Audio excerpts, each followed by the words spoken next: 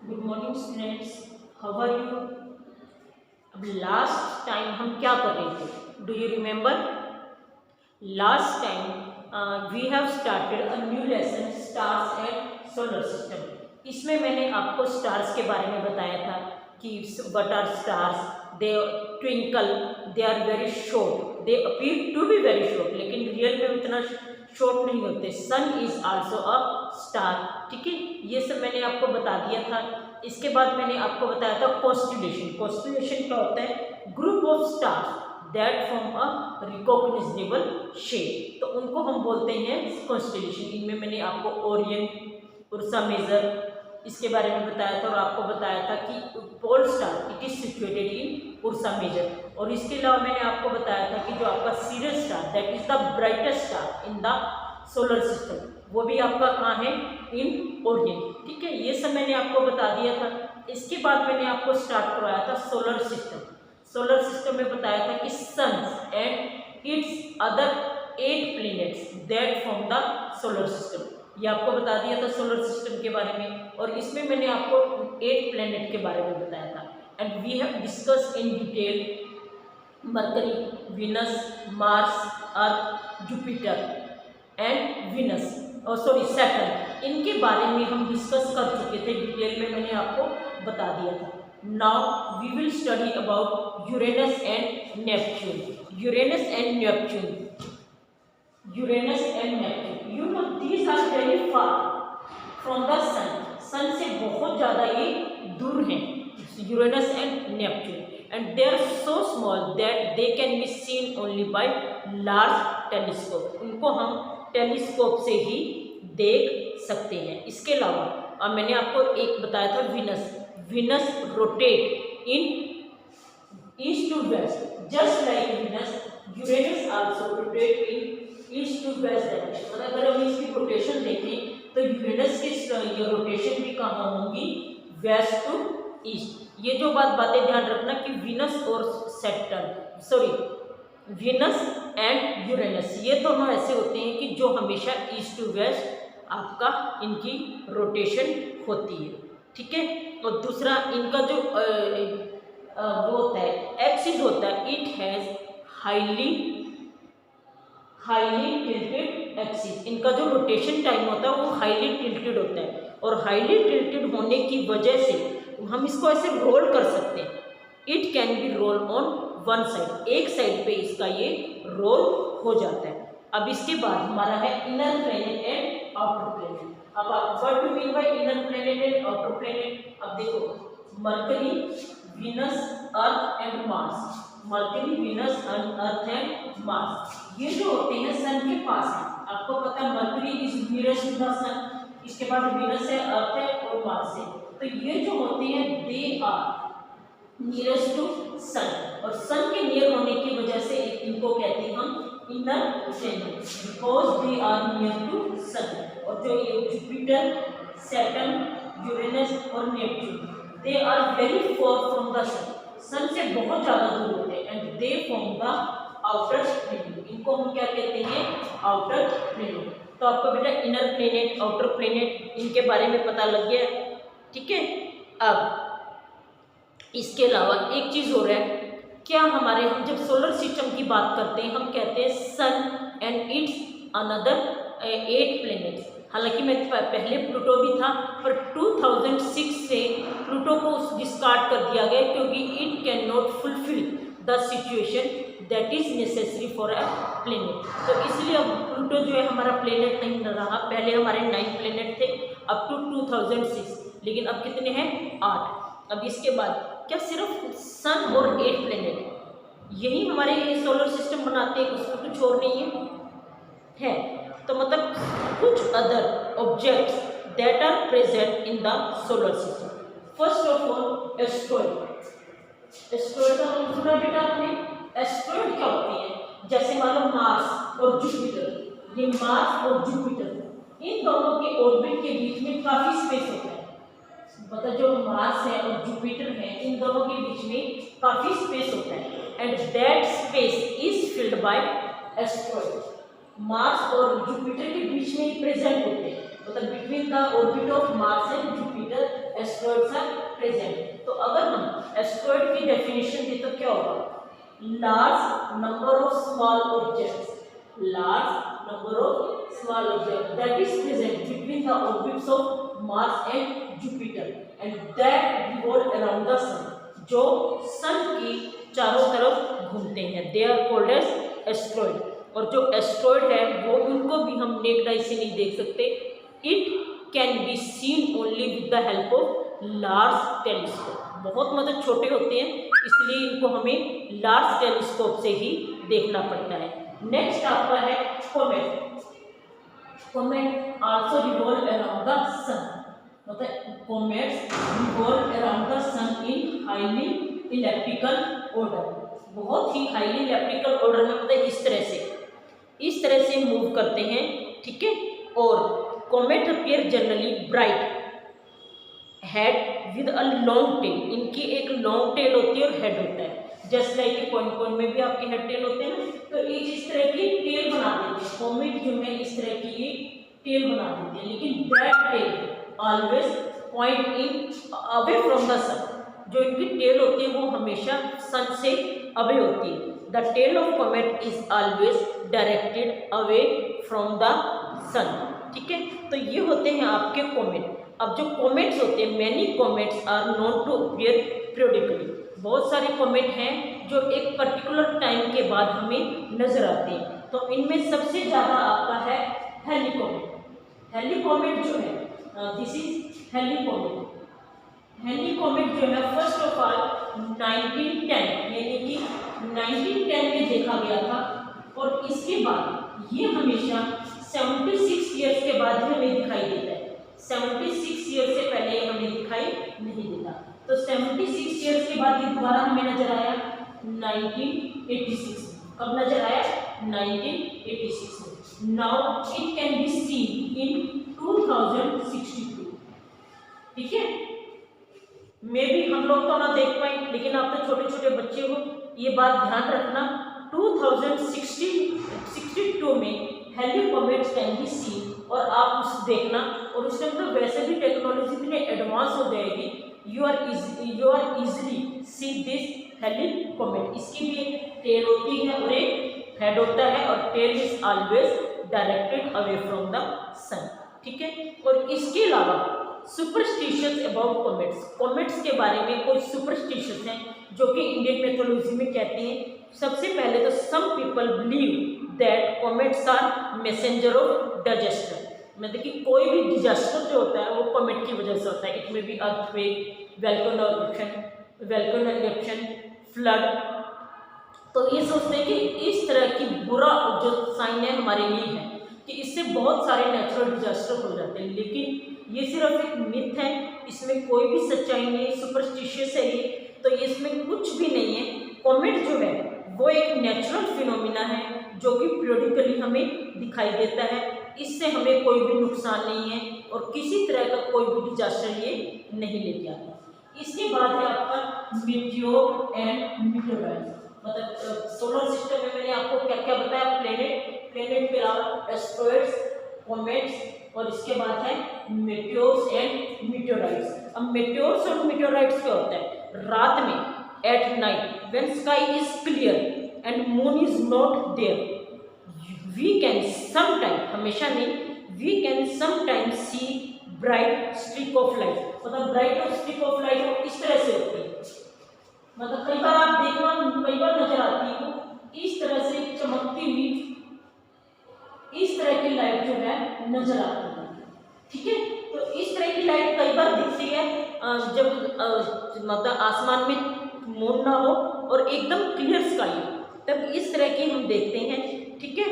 These are commonly known as shooting star, इनको हम mainly क्या समझते हैं कि these are shooting stars, but they are not star, वो स्टार होते ही नहीं है, उनको हम क्या बोलते हैं? मीटियोर्स, ठीक है। These are called as meteors, ये मेनली हमारे मीटियोर्स होते हैं, और मीटियोर जो है usually small object that occasionally enter on the earth atmosphere, earth atmosphere में नॉर्मली एंटर नहीं करते, लेकिन कभी कभी ये अर्थ के एटमोस्फेयर में एंटर कर जाते हैं। At the time it has very high speed, इनकी जो स्पीड होती है बहुत ज़्यादा होती है। जब बहुत ज़रूरत से ज़्यादा स्पीड हो तभी ये अर्थ के एटमॉस्फेयर में एंटर करते हैं, अदरवाइज ये एंटर नहीं कर पाते। ठीक है। और इसमें क्या होता है, friction due to very high speed, friction due to very high speed atmosphere जो है वो गर्म हो जाता है, इसकी वजह से ये इवेपोरेट होने शुरू हो जाते हैं, लेकिन कभी कभी ये अर्थ के एटमॉस्फेयर में एंटर कर जाते हैं। ठीक है। Some meteors are large and they can reach the earth before they evaporate. कुछ इतने बड़े होते हैं कि वो अर्थ के एटमॉस्फेयर में पहुंच जाते हैं। क्यों? क्योंकि बहुत बड़े होते हैं तो बहुत ज़्यादा वो इवेपोरेट नहीं हो पाते, और इवेपोरेशन ना होने की वजह से ये जब अर्थ के सरफेस में एंटर कर देते हैं, then these are called as meteorites. These are called as meteorites. ठीक है। अब इसको पता लग गया आपको, एक तो हम इसको शूटिंग स्टार, ये स्टार नहीं है, ये अलग नेचुरल बॉडी है जो कि सोलर सिस्टम में हमारे प्रेजेंट है। ठीक है बच्चों। अब जो मेट्योर्स हैं वो साइंटिस्ट की किस में हेल्प करते हैं? Meteors help scientist in investigating the nature of material. ठीक है। और सोलर सिस्टम, इसके जो हमारे राज हैं उनको ओपन करने में भी ये हेल्प करते हैं। इसके बाद आपका एक पॉइंट है मीटियोर शॉवर। मीटियोर शॉवर क्या होता है? When earth crosses the pole of comet, यानी कि जब अर्थ के क्रॉस में वो कॉमेट्स होते हैं तो awareness of meteors can be scene. तो कई बार क्या होता है कि हम ग्रुप, स्वाम्स होता है ग्रुप, हम ग्रुप ऑफ मेट्योर्स हम देखते हैं और इनको हम बोलते हैं मीटियोर शॉवर। आपने कई बार न्यूज़पेपर में पढ़ा भी होगा कि today it will B meteor shower, और हम लोग कई बार देखते भी हमें नज़र नहीं आते, लेकिन मीटियोर शॉवर जो है हमारे अर्थ में होता है, हमारे एटमॉस्फेयर में होता है, और ये एक नेचुरल फिनोमिना, इससे कोई डरने की ज़रूरत नहीं है। इसके बाद आपका एक छोटा सा टॉपिक बचता है, that is artificial satellite. Natural satellites के बारे में तो मैंने आपको बताया कि natural satellite which revolve around the planet, मतलब कि जो आपके उसमें मूव करते हैं, मतलब जो कि आपके प्लेनेट हैं उनके चारों तरफ घूमते हैं, they are called as natural satellite. But some satellites are there, कुछ सैटेलाइट्स होते हैं जो कि मैन मेड हैं। मैंने आपको बताया था कि अर्थ का सिर्फ एक ही नेचुरल सैटेलाइट है, दैट इज मून। ठीक है। और अभी मैंने आपको इनर प्लेनेट और आउटर प्लेनेट के बारे में बताया था। जनरली जो इनर प्लेनेट होते हैं इनके मून बहुत कम होते हैं, जैसे वीनस और मरकरी, इन दोनों का तो है ही। और इसके बाद आपका अर्थ है, अर्थ का सिर्फ एक ही मून है। मार्स के सिर्फ 2 मून है। लेकिन जो आउटर प्लेनेट है जैसे कि आपके Jupiter, Saturn, Uranus, Neptune, they have many moons, उनके बहुत ज़्यादा मून्स होते हैं क्योंकि आउटर प्लेनेट है। आउटर प्लेनेट में सैटेलाइट्स ज़्यादा होते हैं और जो इनर प्लेनेट्स है उसमें कम। अब जो आर्टिफिशियल सैटेलाइट्स है दे आर मैन मेड। ठीक है। और इसकी खासियत क्या होती है? दे रिवॉल्व अराउंड द अर्थ। जो नेचुरल है वो तो किसी की भी चारों तरफ घूमते हैं, लेकिन जो आर्टिफिशियल सैटेलाइट है दे रिवॉल्व अराउंड द अर्थ, वो मैन मेड है, मैन ने उनको बना के भेजा है। ठीक है। आर्टिफिशियल सैटेलाइट जो है they are different from natural satellite. ठीक है। अब जो नेचुरल सैटेलाइट है वो तो हमारे नेचर में, लेकिन जो आर्टिफिशियल सैटेलाइट्स है they launch from the earth, earth से लॉन्च होते हैं। और जो फर्स्ट आर्टिफिशियल सैटेलाइट था वर्ल्ड में, दैट इज स्पुतनिक। स्पुतनिक 1 जो है it was launch from Russia, Russia से इसको लॉन्च किया था। और इंडिया की अगर हम बात करें तो आर्यभट्टा। ठीक है। ये जो है हमारा इंडिया का फर्स्ट आर्टिफिशियल सैटेलाइट था। वर्ल्ड में Sputnik that was launch from Russia, और इंडिया में हमारा क्या था? आर्यभट्ट, जो कि हमने इंडिया से लॉन्च किया था। इसके अलावा बहुत सारे हैं, जैसे INSAT 1A, INSAT 1B, और अब तो बहुत सारे हो चुके हैं। पहले सिर्फ 2 या 3 आपके आर्टिफिशियल सैटेलाइट थे, लेकिन अब large number of artificial satellites are launch from the earth and orbit in the orbit of earth. इसमें जैसे एक है कल्पना 1। ठीक है। Kalpana 1 it was also a artificial it is also a artificial, ये कल्पना का, ठीक है। तो these are the artificial satellite. अब अगर हम इनके काम की बात करें, हम ये कहते हैं कि आर्टिफिशियल सैटेलाइट हमने लॉन्च तो कर दिए, लेकिन हमने आर्टिफिशियल सैटेलाइट लॉन्च क्यों किए?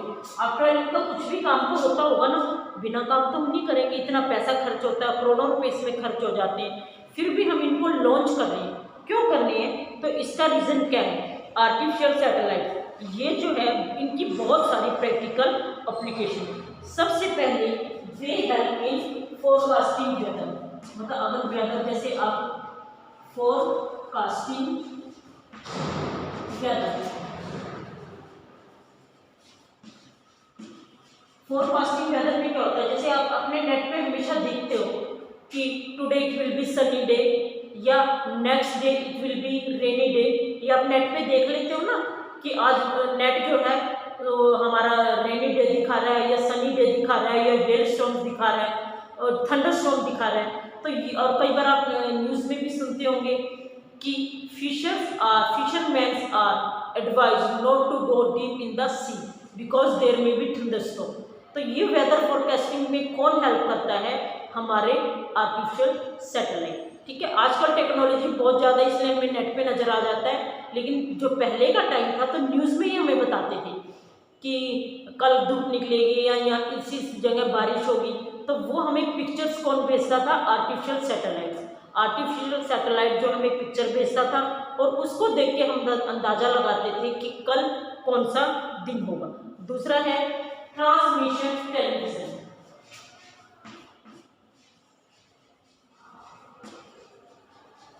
ट्रांसमिशन ऑफ टेलीविज़न मतलब जो टेलीविज़न, अभी तो आपके बड़े आराम से एलईडी वगैरह होती है, लेकिन पहले क्या होता था, जैसे टेलीविज़न होते थे, उन टेलीविज़न पे वो कैसे चलते थे? सिग्नल तो उनको कोई ना कोई चाहिए होता था, तो वो सिग्नल उनको कौन भेजता था? Artificial satellite. तो पहला तो आपका वेदर फोरकास्टिंग, दूसरा ट्रांसमिटिंग टेलीविज़न, और इसके बाद है रेडियो सिग्नल। हमारे जो पहले टाइम में रेडियो हुआ करते थे, रेडियो भी किससे चलते थे? सिग्नल से, और वो सिग्नल अगेन कौन भेजता था? Artificial satellite. कई बार क्या होता था, जैसे मौसम खराब हो, बारिश हो, तो हमारा टीवी या रेडियो ठीक से नहीं चलता था। क्यों नहीं चलता था? क्योंकि मौसम खराब होने की वजह से उसमें सिग्नल ही नहीं आता था, और सिग्नल ना आने की वजह से वो ठीक से सिग्नल पकड़ नहीं पाता था। तो इस वजह से रेडियो या टेलीविज़न, जैसे रेनी सीजन है या कई बार आंधी आ रही है, तो वो हमारे नहीं चलते थे। इसके अलावा है it is also use for telecommunication. It is also use in telecommunication. जैसे रिमोट सेंसिंग एरिया जो बहुत पिछड़े इलाके होते हैं, उनमें टेली कम्युनिकेशन हम कैसे करते हैं, वो भी उसमें भी हमारा जो आर्टिफिशियल सैटेलाइट हेल्प करता है, ठीक है। अब रिमोट सेंसिंग का मतलब क्या है? Collecting information from a distance, मतलब एक बहुत ज़्यादा डिस्टेंस पे जो बसे होते थे उनमें भी ये आर्टिफिशियल सैटेलाइट्स हेल्प करते थे, ताकि उनमें मतलब हमारा उनका कम्युनिकेशन हो सके, ठीक है बच्चों। तो with in this your chapter is over. अब आपको इसकी एक्सरसाइज है वो सेंड कर देंगे, एक्सरसाइज आपने करनी है। और बेटा एग्ज़ाम आपके बहुत पास हैं, तो आपको सबसे ज़्यादा मैं बात बार बार कह रही हूँ कि आपको लर्निंग करनी है। जितना लर्निंग करोगे, जितना लेसन रीड करोगे, उतना ही आपका कंसेप्ट क्लियर होगा। तो लर्निंग करनी है और अपना कंसेप्ट क्लियर करना है, ठीक है बच्चों। ओके बच्चों, बाय।